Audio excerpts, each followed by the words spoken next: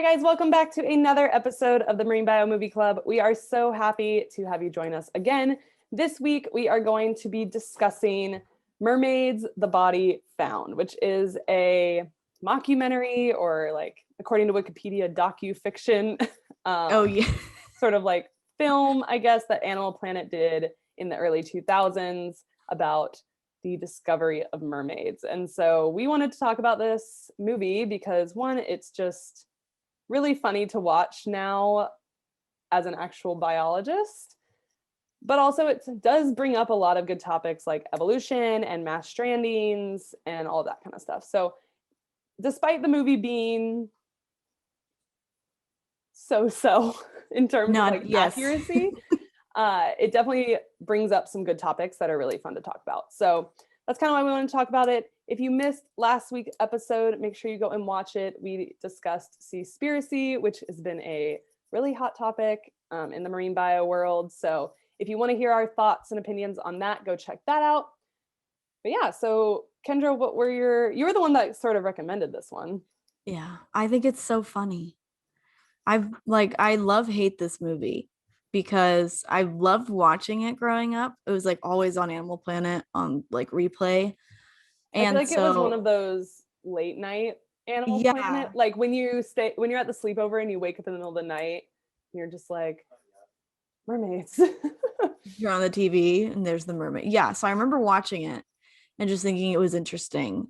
But then recently I made a video on TikTok about how mermaids aren't real, and people were commenting things from the movie using them as fact. And I was like, that's a movie. What you're saying is from a totally fictitious movie. No. Yeah. I mean, I will say when I was a kid, I feel like I definitely thought that this was a real documentary. Because their disclaimer at the end is like a couple seconds. And I also, as a kid, at least as a child, when I originally saw it, you don't really understand the idea of satire. Yeah.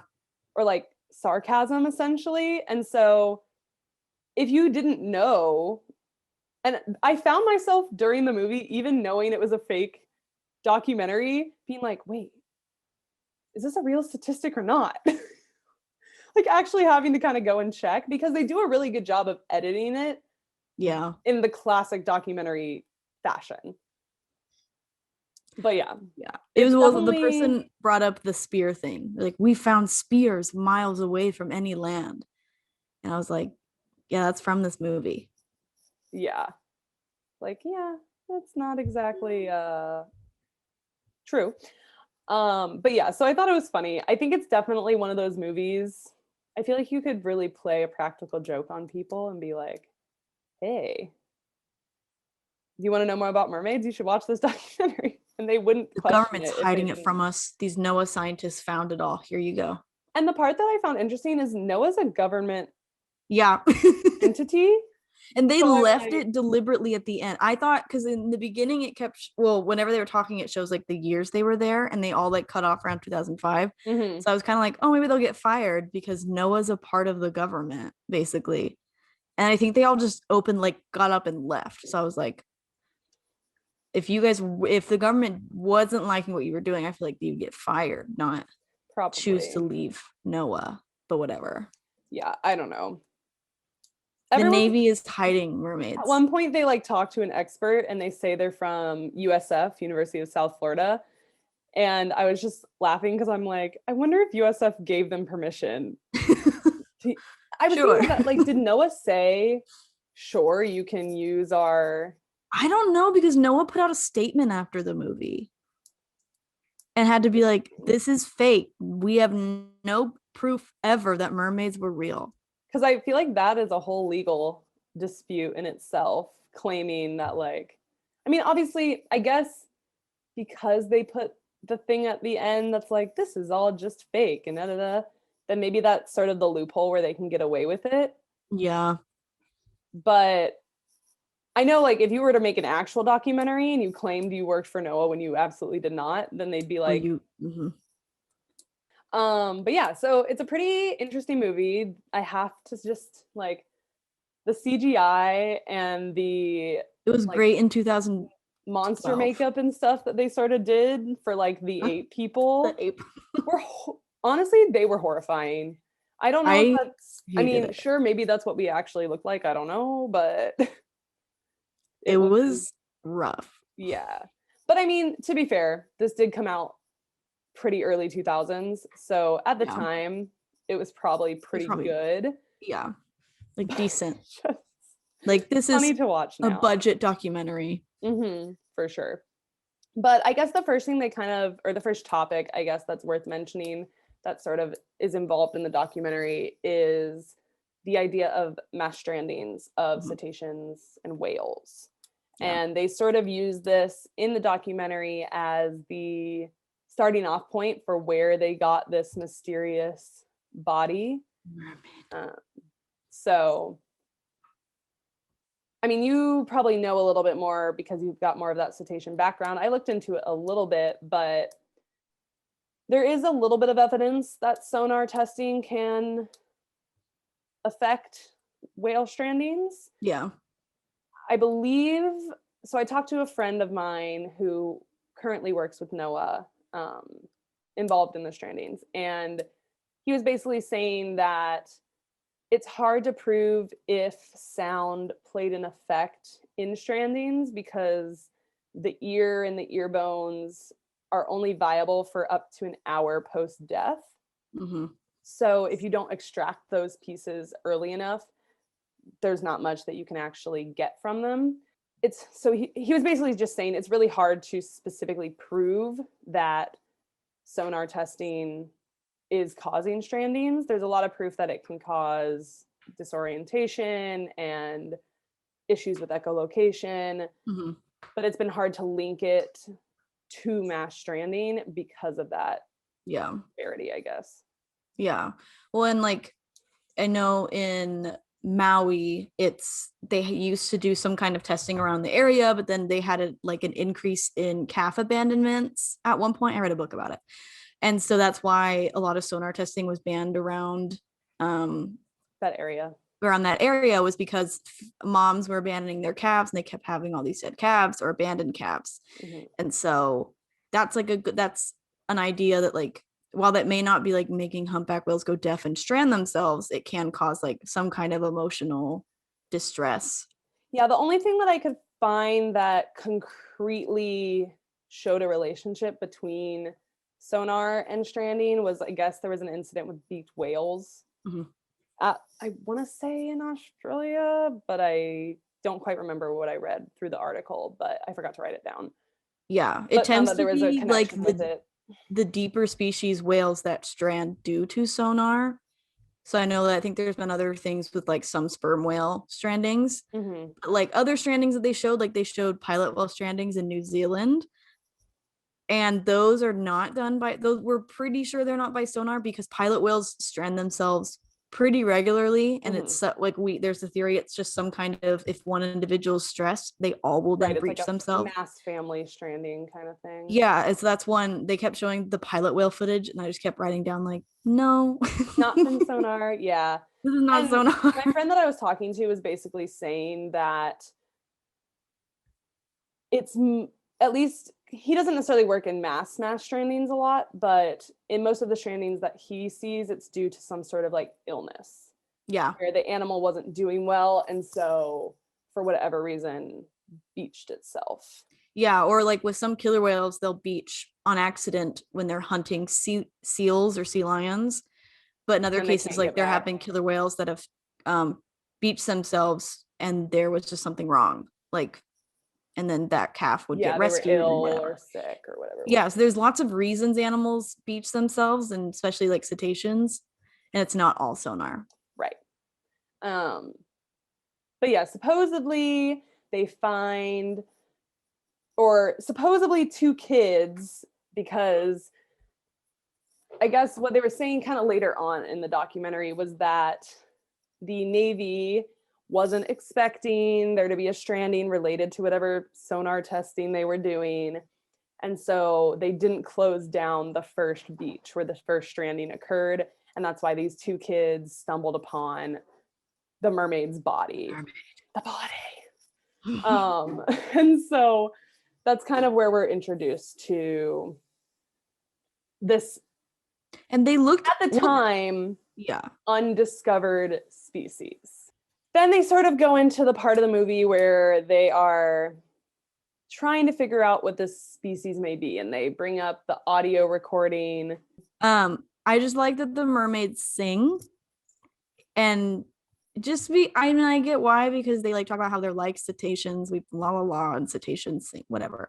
But I just find they sound very beautiful, and not all cetaceans sound beautiful. No. Even the humpbacks, which are known to have some of the prettier songs, I don't think it's that pretty. Some of the noises that I've heard them make are horrifying. They're creepy. Every time, like, I'll have like humpback whale sounds come on like my night playlist sometimes. I have to change it because they kind of creep me out. I really like it, probably just because it's associated with the humpback season out here when we're diving. But for whatever reason, especially this season, there was a lot of screaming. Like, you're feeling 2020. Fully being like, ah! I like it when diving. I wonder if it's maybe when it's not the males just serenading, if there's something about when they're home and eating that their calls just are very different and not probably, because like it was nice. It's nice to hear when you're diving, and I don't think I've heard some screaming like that, but I never have heard like this, like the creepy calls that I'll hear on the whale noise background ambiance. We get a lot of Chewbacca playlist. Sounds, a lot of screaming, and then a lot of like boo, boo, like little like high pitched, like almost like operatic, kind of like that. Son. Yeah, kind of that sort of sound. But yeah, they do make them, and maybe that just comes from sort of what humans have depicted mermaids as. There's this like the siren song. Yeah, I guess if you're like saying, oh, like from mythological times, we know they can sing. Yeah. Because of whatever the pirates said, Odysseus. I don't know. Yeah. They're sort of like, what is this animal that created this weird sound? And they have a fake scientist come on who's like, I study whale dialects and dolphin dialects, and I look for signifiers, and this 2-second blurb of sound that you have has thousands of signifiers to prove that they're communicating with words and language. And I wrote down animal language complexity does not mean mermaids, because they almost imply that because it's so complex that it can't be like a cetacean, which now we've definitely learned, yes, it can. And cetaceans say they don't fully, because they do still sort of think it's a cetacean. They're just like, wow, this must be the most intelligent cetacean. Yeah. I mean, I'm a single language human. I am not bilingual. I am not trilingual. I took 3 years of Spanish and remember very little of it. And so I'm kind of the mindset, I'm sure there are many cetaceans that are way more intelligent when it comes to language than I am. Yeah. Well, I mean, killer whales can learn bottlenose, and they have done so in captivity. And then all the Pacific North killer whales, I've heard this, that there is a base, not dialect, but a couple calls that is understandable to all of the pods in certain areas, whereas in each pod then they have their own dialects, and then even within that, each matriline have their own mini like dialects as well. Very complex language systems. Right. So killer whales. To your point, their claim that, this must be some crazy cetacean. Yeah, like, whoa, like nothing we've ever seen before, the most complex. Yeah, which is just not true. And maybe that has come with our understanding in the last I definitely 10 think that's to 15 years since the movie came out. But it was a funny point that they made. Yeah, that I was just like, no, just because it's really complex does not mean it is. It's kind of like the joke about have you seen the pyramid jokes where people think the pyramids are built by aliens? Yes. It was like, just because like white people didn't build them doesn't mean it was aliens. Like those jokes. My friend shares that meme all the time. He's like, this is how I respond to anyone who says they're built by aliens. Because we also have science that has proved that they were built by craftsmen. Yeah. And it wasn't aliens. But that's no fun. it's no fun, but like it's just funny because I know people who also think that the pyramids were built by aliens, so I always just think of that. It reminds me of that. Like just because it wasn't you or like within recent history doesn't mean it was aliens. Yeah. I mean, I have friends that are big conspiracy theorists, and I will say I love to dive deep into a conspiracy theory, but it takes a lot to really convince me. Yeah. But yeah, and then we kind of just go into, they make some points about, so at some point, I guess they travel to some other location where there's a different stranding. I think they was South Africa. And they find a white shark, right? That has parts of this body in it. Yeah. And also a stingray barb in its face. And all those like random holes in its face, like right by its mouth.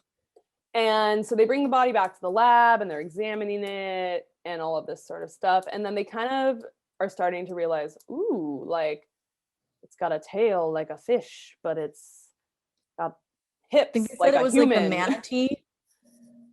Right. So they were which is an interesting point. So now we can kind of, I guess, get into just evolution, which is a really interesting topic that this documentary almost surrounds itself around. So one of my favorite courses when I was in school was a class called Evolutionary Physiology. So it was like basically evolution. Not like you believe it, but like you find it interesting to learn about. The way that my professor taught it, yes. Okay. I was like, I'm not that way. So we weren't boring. Yeah. I mean, I definitely find like maybe the history of evolution very boring, like Darwin and his flowers and flies and all that fun stuff. Yeah. But the course that I took, Evolutionary Physiology, was very based on how did these physiological adaptations evolve throughout time and why do certain animals have these certain, it was more based in the physiology than it was in the evolution. And so the thing that's stuck with me from this class is that us humans, my professor always used to say, he's like, we're just fancy fish. Because the history of all land mammals, we all derived from fish, basically. Yeah. At some point. And so we're all just fancy fish, you know? Yeah. But they bring up the topic of this sort of re-evolution, like back to the ocean. The aquatic ape theory. Yes. And it's not to say that something like this can't happen, because we actually see that our dolphins and whales were evolutionarily a tetrapod mammal on land, a terrestrial tetrapod, basically, that eventually returned back to sea and over time evolved into today's current whales. Yeah. So things like our odontoceti whales are probably more closely related to things like hippos and elephants and like our manatees, you know, than they are to fish. Yeah. Which is true. Yeah, I didn't actually look up the aquatic ape theory, so if you have anything to add about it. Well, so like the theory came out in the 60s, like it was a debut album, but whatever. It was presented in the 60s. And I don't remember who by, and then over the years, obviously we've learned a lot more. And one of the leading causes was there was this weird gap in evolution where we didn't know where people were, or in one area or whatnot. There was a gap. And this was a theory for what was happening in that gap, was that we returned to the sea, either partially, not really like fully like mermaids, but like because before then people were primarily mostly inland in what is like savanna areas, woods, not really like right by the ocean, obviously partly by the ocean. Communities as much. Yeah, not like a fully coastal community. So there was this thought, oh, maybe these people just went back to the water, lived by the water, and then like that's why there aren't bones or blah blah blah blah. And other parts of the aquatic ape theory talk about how, oh, that's why we can hold our breath longer than other animals, which isn't true. Why we shed hair, why we're like, and they said in the movie, like, we have thick fat only like marine mammals, and no other species has thick layers of fat like us, which I was like, that's not true either. And so like the hold breath longer than other mammals, like marine mammals have the longest breath holds, but so do sea turtles. Sloths have a really long breath hold for some weird reason. Elephant seals, beavers, and they bring up how the longest human breath hold is like 20 minutes. It's 24 now by a freediver in Spain. Also, it's not average. So when it comes to those like 20 plus minute breath holds, there are certain disciplines of apnea training. Yeah. Static breath holds in particular can also have certain disciplines.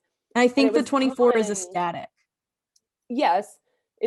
For sure it was. It's not dynamic, which would lead into like it should be a long dynamic breath hold.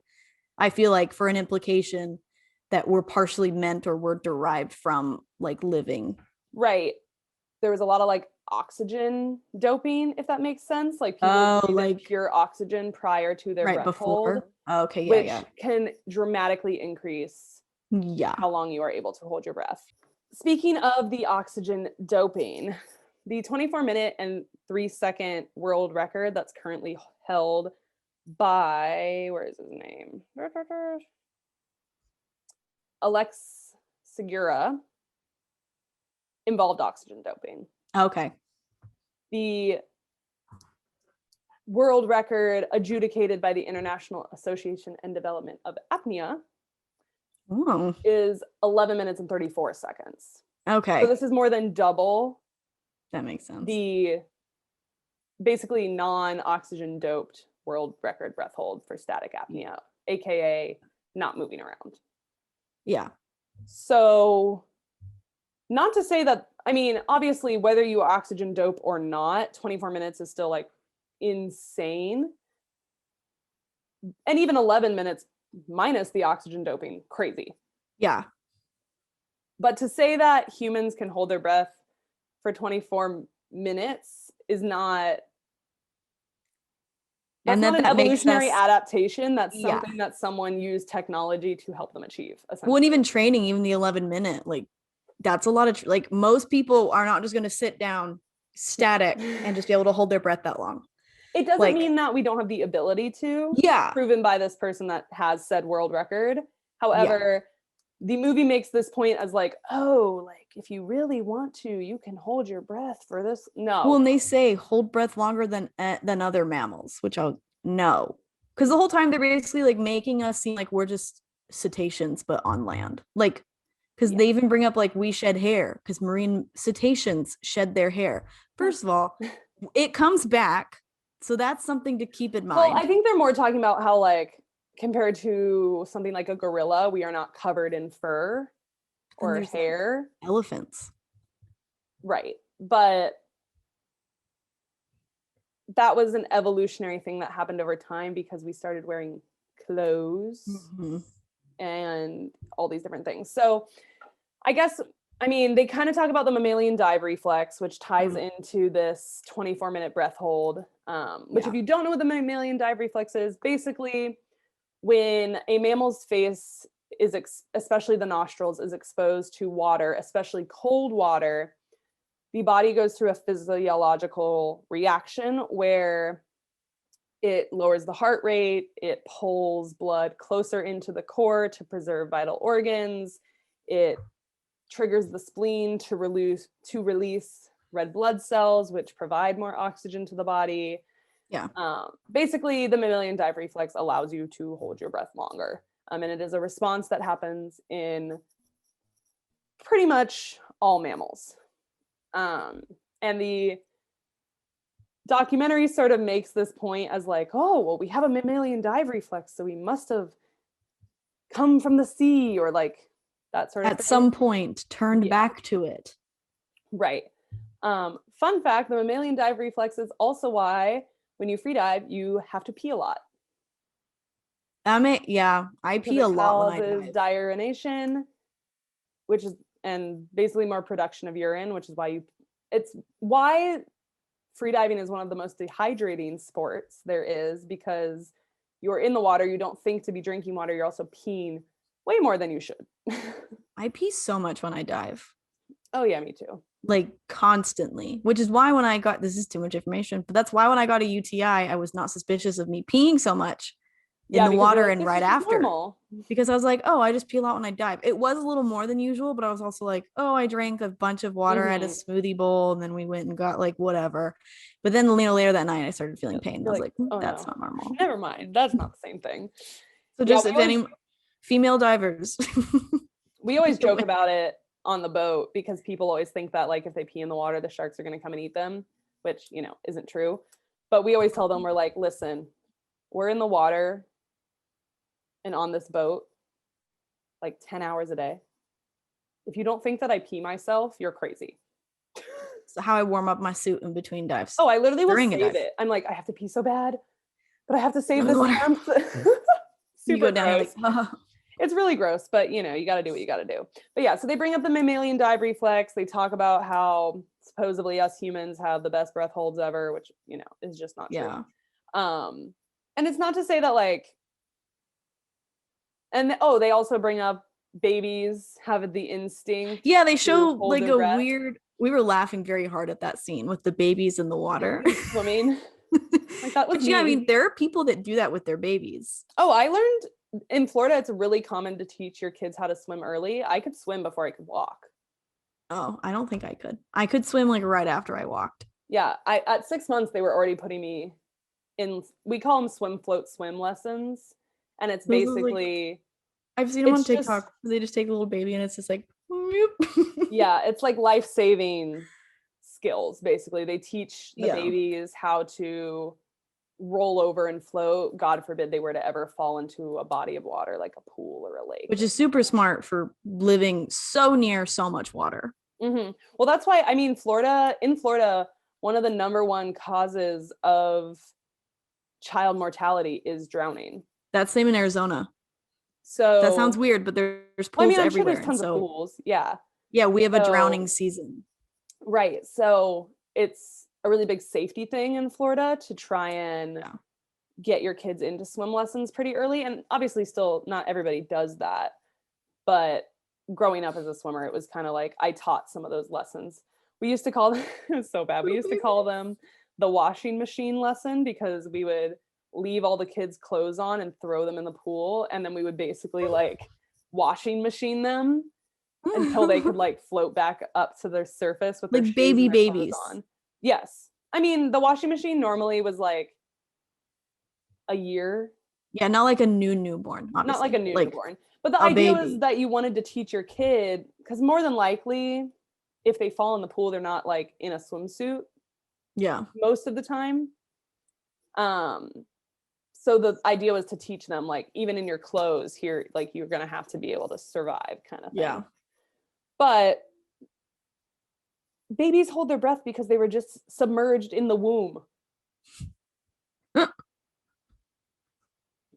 No, they were mermaids.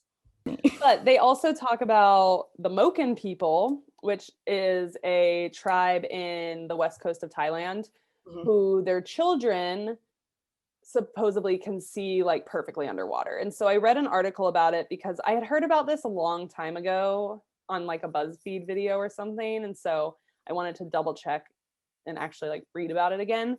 Yeah. And basically the scientists like heard about these kids that could see really well underwater and they were doing all this hunting. And so she went over there to do some studies on their eyes and basically found that these children did not evolve to fundamentally, like the eye itself was not fundamentally evolved to be different. The structure of it was not changed because, and her hypothesis is that that would have been the case because they still had good vision on land. So the reason that us as humans can't see as well underwater is because our cornea, basically the water inhibits its ability to refract light. Yeah. And so that's why we get like blurry vision basically. And so they found that they did the same test with the kids in this tribe and a bunch of English kids and found that over time, the English kids could teach their eyes to do the same things. Yeah, that makes sense. The tribe's children could. And she found that over time, that ability was lost, which makes sense because I guess as we get older, our pupils, our irises, our corneas are not as flexible as what they were when we were kids. So Yeah. even though as kids they were able to change their pupil and their cornea, they weren't able to do so. Well, that makes sense why they say it's kids, not the entire tribe, because right. That's kind of my thought. I was like, why not everyone? Mm-hmm. And she said she did notice that the kids that were part of this Moken tribe, their eyes wouldn't get irritated by the salt water as quickly, whereas like it never seemed to bother them, whereas the English kids that she did the same experiment on were getting even though they eventually got to the point where they could see, they still weren't able to have the salt water not irritate their eyes. So she was saying that possibly genetically there could be something that's allowing them to not experience the same levels of irritation, but there's nothing actually about the structure of the eye that's changing. And so I was like, this is not an evolutionary point. Yeah, it's that you can make in this documentary, because there's actually not that much of a connection, if any, to evolution itself. When there's other tribes in other places that spend a lot of time underwater fishing, and I was looking up one. Do I remember where it was? No, I want to say Brazil. Might be wrong. Maybe. But I think it was somewhere that this tribe, they spent a lot of time underwater fishing and like spearfishing, and so they have larger spleens than the average human. Not like ridiculously large, like they imply in the. I don't know how big spleens are in other animals. They basically make it sound like spleens in humans are ridiculously large for our body. But I don't know anatomy. But this tribe of people, and I'm going to assume other tribes where people spend a lot of time in the water, have a larger spleen than the average human, and that's believed to be because they spend so much time in the water hunting for food. Yeah, so but this is kind of my issue when it comes to how evolution is portrayed in this documentary, because one, their timeline is extremely fast. Yeah, well, because like for example, evolution of mermaids, marine mammals, it's been 10 million years, and theirs for the mermaids was like 7 to 6.5. Right, which 7, 10 doesn't sound that different, but when it's millions of years, and going from that ape to that mermaid, but also that ape to this, very different. Right. So, but the thing that they don't really bring up is the idea of natural selection when it comes to evolution. And that's kind of how evolution occurs, is through natural selection in most cases. Not all the time. You can get speciation from other things, but natural selection basically is when either nature or the animal itself selects for certain things. And a lot of that happens through reproduction, especially. So it would make sense in this example that you're giving, like with this tribe of people that have these larger spleens, if hunting is something that is equivalent to maybe status in their village, or so basically with modern medicine, we've kind of screwed over natural selection. Yeah. People can now go to the doctor and treat things that in evolutionary time would never have been fixed. And so those individuals would not be given the opportunity to reproduce. And so therefore their genes would not be passed on with that trait, basically. Yeah. And so the issue that kind of comes into play here is that it's not like the people in this tribe are saying, you got a big spleen, I'm going to mate with you. Like, that's not how it works. But if you're a successful hunter, right, but if that big spleen means you're a better diver, which means you're a better hunter, which means your status is higher, then maybe you will attract more mates in this human perspective. Yeah. It's the same kind of thing with like camouflage, well, that initial, those animals survived while the ones that didn't died. Yeah, and that initial like spleen enlargement may have just been like it could have been an accident in the tribe, and then that individual did become more successful in what they were doing, and then breed. They're not, you know what I mean? Like, but they are going to more offspring, mate and reproduce and create more offspring, and so on down the line. Yeah, and so to your point, it's not necessarily that the spleen over time, like, yes, the spleens over time probably got bigger because people were unknowingly selecting for that through their reproduction. It wasn't like our spleens grew. To your point, like this first person, it could have been a genetic abnormality. Yeah. That became something useful and valuable and led to this natural selection. So when they come and they talk about this whole mermaid situation, they really propose it as like the people spent enough time in the water that they just started to transform into a mermaid, basically. Like they're like the apes, like even though they, yes, technically propose it over millions of years, they almost make it appear as if like this one ape just started losing its fur over time. Yeah. And became this mermaid kind of thing. Yeah. Which is obviously not how evolution works. What would have happened is, okay, sure, let's go with this theory that the apes decided to live close to the water again. Maybe, I mean, it happens in human, like when I was born, webbed toes run in my dad's side of the family. He doesn't have them, but I guess his mom's sister has them or something. So when I was first born, the first thing that my grandma did when she ran into the room to see me was check my toes to see if I had webbed toes. Well, they brought that up too. They're like, humans have webbed fingers and toes, not like any other I'm not mammal. a duck. I don't have like... Yeah, I was like, I would hardly call this little sack of meat. Right. Obviously, some people, like you said, will have like a little bit more, but they generally now get those surgically done. But I don't, like, they said that. And that's a modern medicine thing. But my point is more like, if let's say said ape was born with this weird abnormality that gave him webbed toes, and somehow that led to him being able to collect more food for him and his family, so he reproduced more than the rest of the apes, then sure. Eventually, over time, his genetics were going to get passed on, and essentially, we would have a lot of webbed-toed apes now. And so it would happen more so like that in stages than it would just be like, oh, well, over time, the apes spent enough time in the water and now they are a mermaid. Even though they were wrong in a lot of aspects, clearly.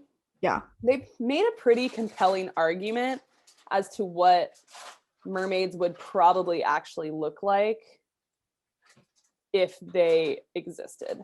Yeah, like if mermaids were real, this would be probably a good... Like it makes sense that, oh, they would have a blowhole because they'd probably have lungs, that they wouldn't just develop gills. Right, that they would be dark blue on the back and speckled on the belly because of counter shading and all that kind of jazz.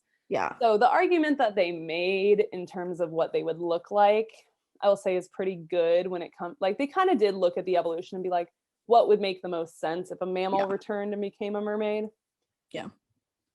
But still, still not weird. Yeah. And then we get the Meg.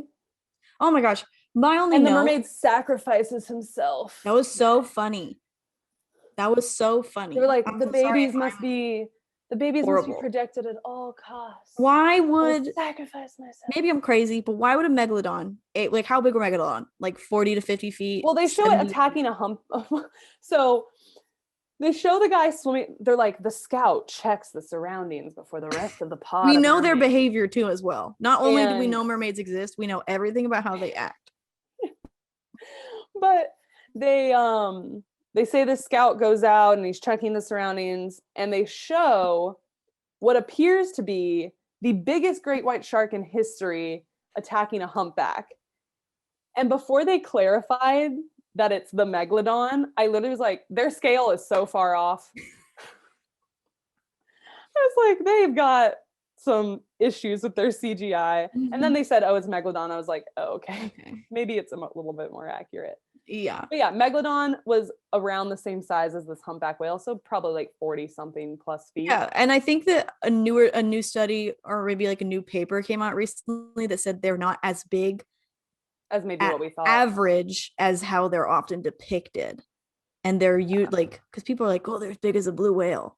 Well, I feel like it happens just with sharks that still exist today. Anytime someone tells you a shark story, you should probably just assume that that shark is a couple feet smaller.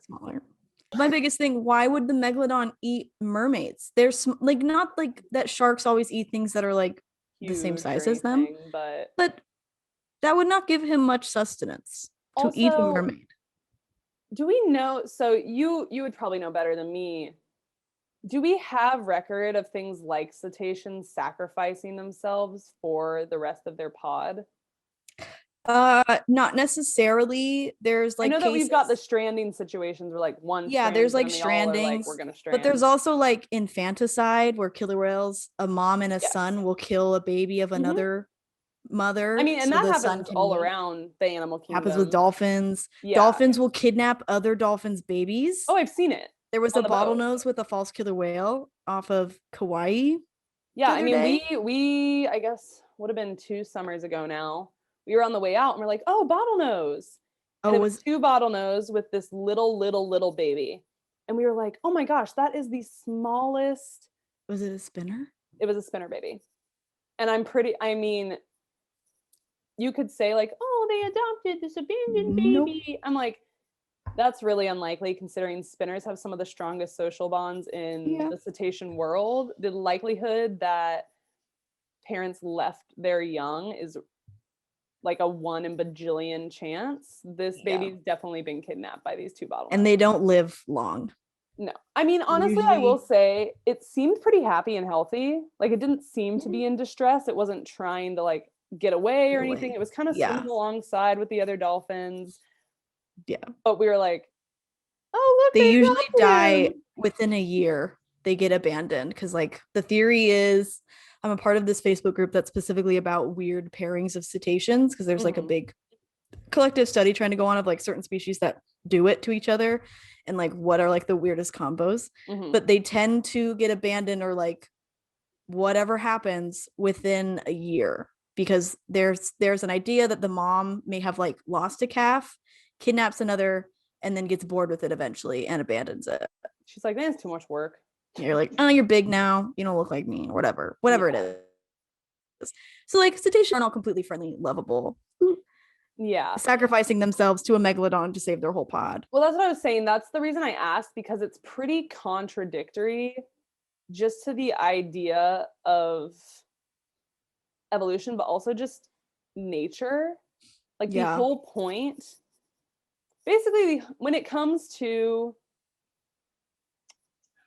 surviving the natural world, your entire goal is to reproduce. That is the whole meaning of your existence, is basically to pass on your genetics. Yeah. So things like sacrifice for the good of your pod,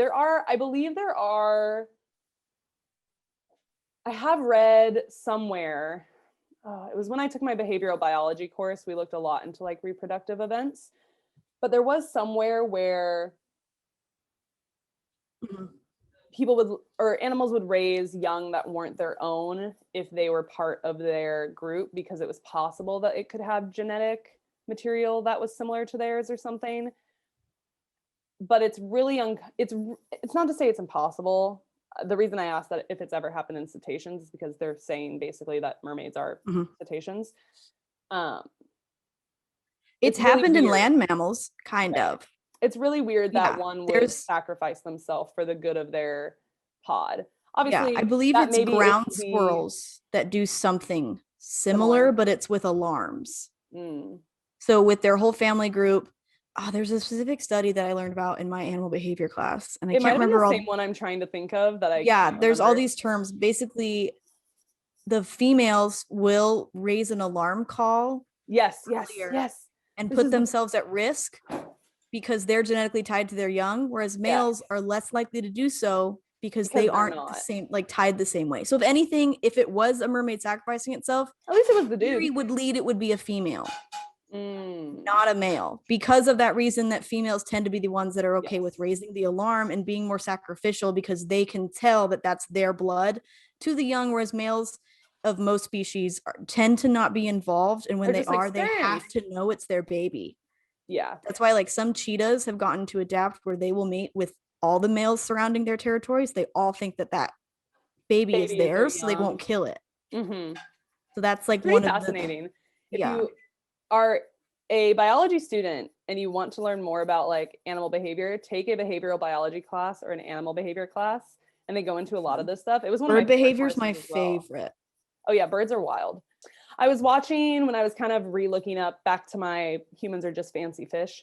I was looking at a video, and I can link it down here below, but they dissected a shark brain as like the example fish brain, and then they looked at a human brain, and they find that it makes sense that we were once fish, not only because of things like the tectolith fish, which is like our transition into land, but they were seeing that if you look at like a fish brain, it has the 3 key parts of the brain that are part of our brain, the forebrain, midbrain, and hindbrain. And so I was like, am I just a shark? Yes. Well, and then on that, with cetacean brains, with like killer whales and dolphins, they are like mostly known, like we talk about it with killer whales, that there is like a special part of cetacean brains. Or they have an enlarged portion of like their linguistic. Yeah. And it is led that part, there's a theory that is like their sense of self, and part of their sense of self is their whole community, which would explain like mass strandings for animals like pilot whales, false killer whales. They tend to be the more blackfish species that mass strand for some weird reason. And so there's this idea that with cetaceans, they going back into the water and forming their bonds, at least with toothed whales more so, that are in pods. I don't think there's been a lot with baleen whales that are more solo, but with like killer whales, all that kind of stuff, that they have this other portion that develops, like the social bond is tied into their identity of self. Yeah. So that they did tie that in. So I was like, okay, that's interesting too. Like that would be kind of correct if it was a mammal going back into water, that they would have this intense social bond with each other and with other dolphins, because of course mermaids have to be best friends with dolphins. That made sense.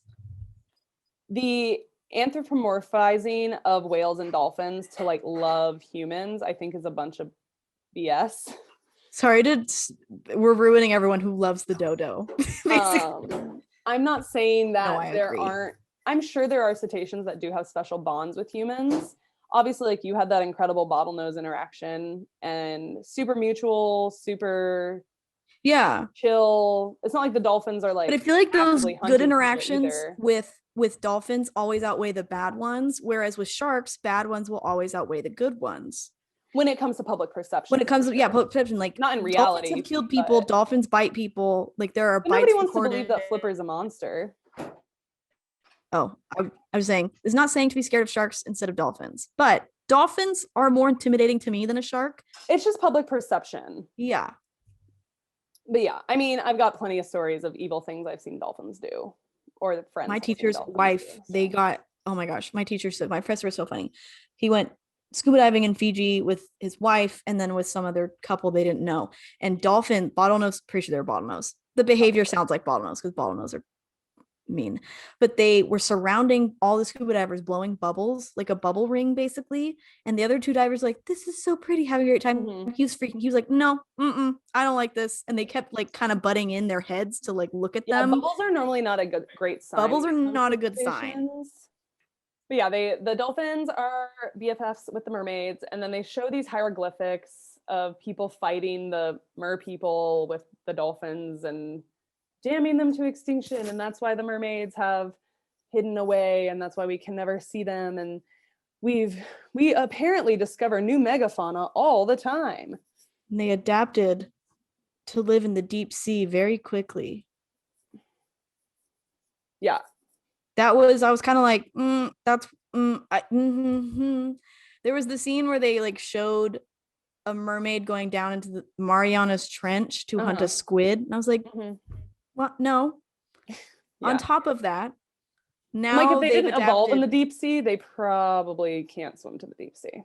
Yeah, like cetaceans don't live in the deep. Now we have cetaceans that can dive into like the deep whales sea. And things. Yeah. Yeah, beaked whales and sperm whales are the ones. And that, I mean, the Cuvier's beaked whale has the like deepest depth of all cetaceans at 2,992 meters.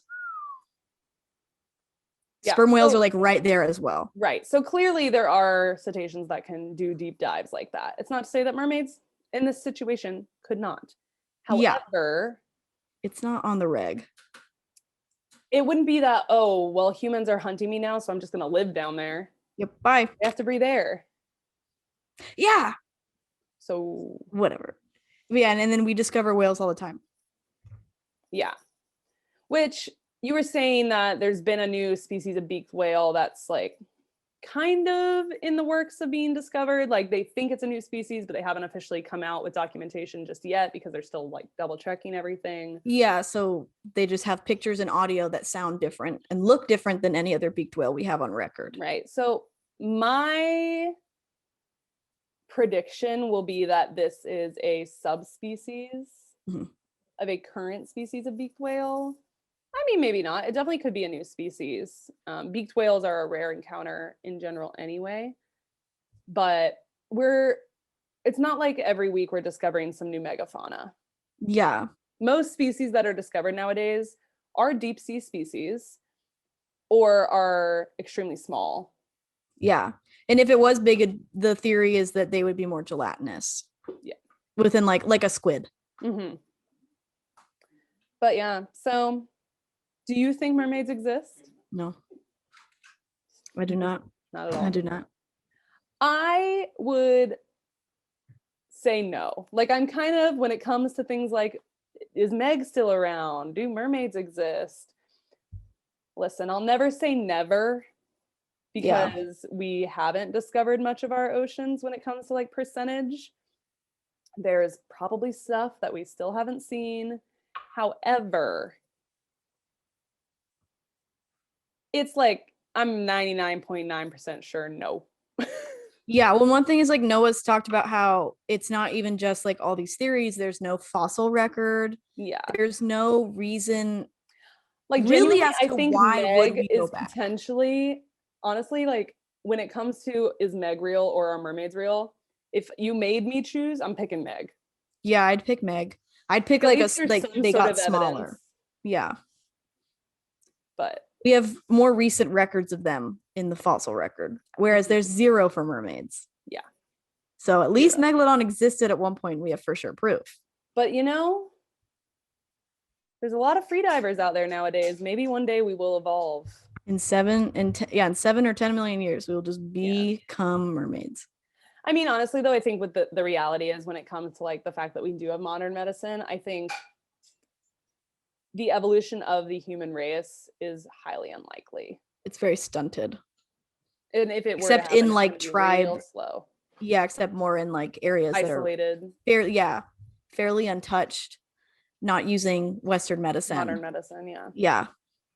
But I also wrote down if they migrate with whales, and in the show they were like humpback whales. It's like, why aren't they in Hawaii? Yeah.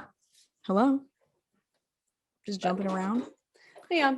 Overall, entertaining, sure. Maybe. True. It was all right.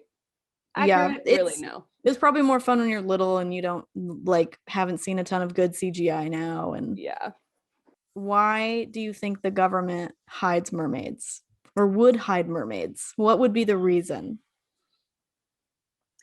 I mean, I'm pretty sure, listen, like I said earlier, not a conspiracy theorist. However, it would not surprise me if the government hid some things from the general public. I think it's kind of like falls under the whole alien thing. Mm-hmm. Do I think aliens built the pyramids? No. Do I think that there's a high likelihood that something exists outside of our planet in this big universe in all of space? Sure. Yeah. Why not? So I think that it's like if the government discovers aliens, do I think they're going to tell us about it? No. I don't know, for whatever reason, if it's that I don't think it's in our best interest, if that makes sense. Like, I don't think it's like, oh, the government just wants to protect us, so they're going to not tell us about the mermaids that exist, so that way we don't have to live in fear if they're like trying to kill us or something. I don't think it has to do with that. I think like maybe the idea they were pushing was that it's because they were killing them with sonar testing.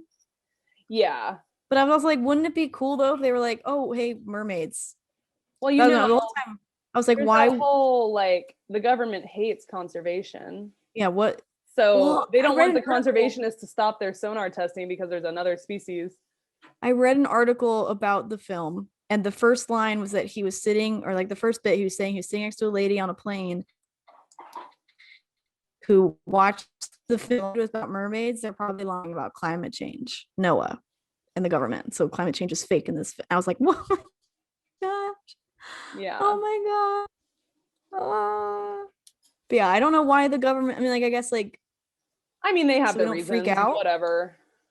Yeah, I don't think the government's hiding. They're hiding stuff. But I don't Do I think think it's they're hiding mermaids. mermaids? No. Do I think No. they're hiding things? Sure, why not? Yeah. But yeah. So on a more serious note, next week we are going to discuss the COVE, which discusses things like the Taiji dolphin slaughters and all of that. Why aren't mermaids fighting for their dolphin friends? Yeah. No. But Proof yeah, we're right going to there. talk the COVE in 2 weeks. So if you haven't seen it, you should go and watch it so that way you can join in on the discussion. If you have anything to add about our conversations involving evolution and sonar and whether the government's hiding mermaids or not, please comment below. Let us know what you guys thought. But yeah, until next time, we will see you guys later. Thanks for joining our Marine Bio Movie Club. Bye.